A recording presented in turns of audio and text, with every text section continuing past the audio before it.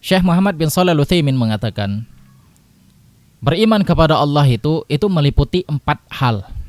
Ya. Seorang muslim ketika dia mengatakan saya beriman kepada Allah, berarti dia harus mengimani dari Allah Subhanahu wa taala ini 4 hal.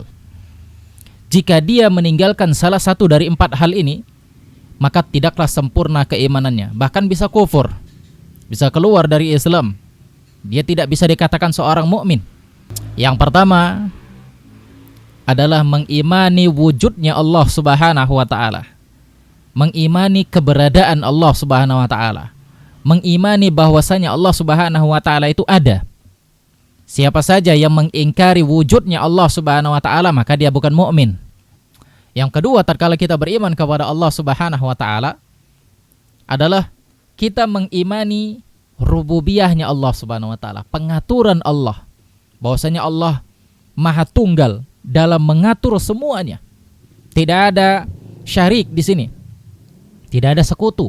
Yang ketiga itu adalah beriman dengan uluhiyahnya Allah Subhanahu wa taala, yaitu Allah Subhanahu wa taala yang semata-mata berhak untuk disembah.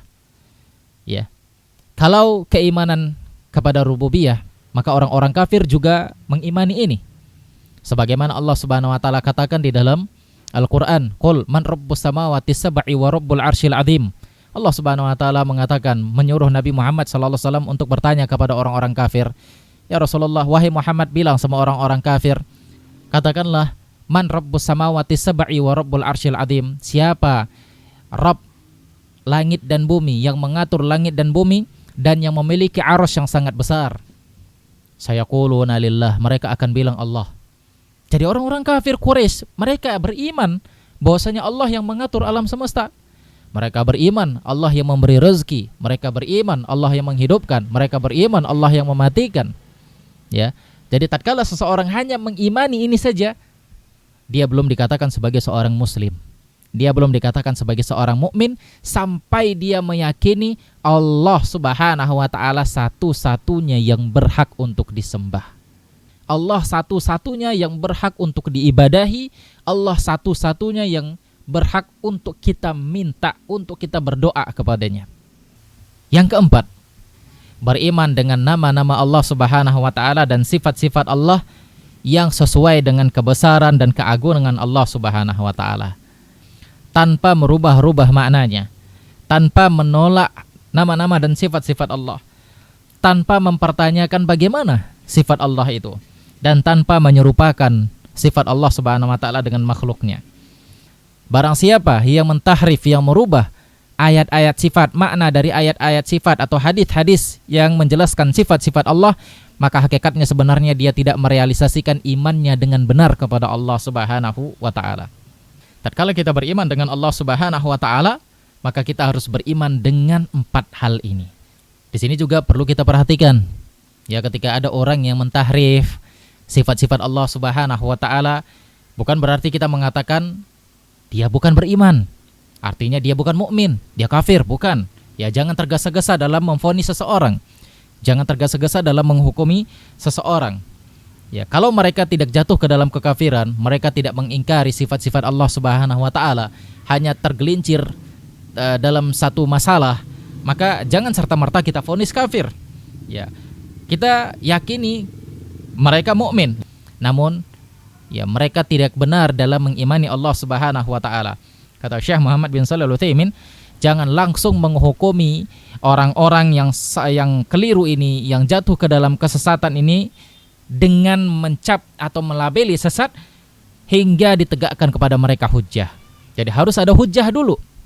Ya, harus disampaikan dulu kebenaran kepada mereka.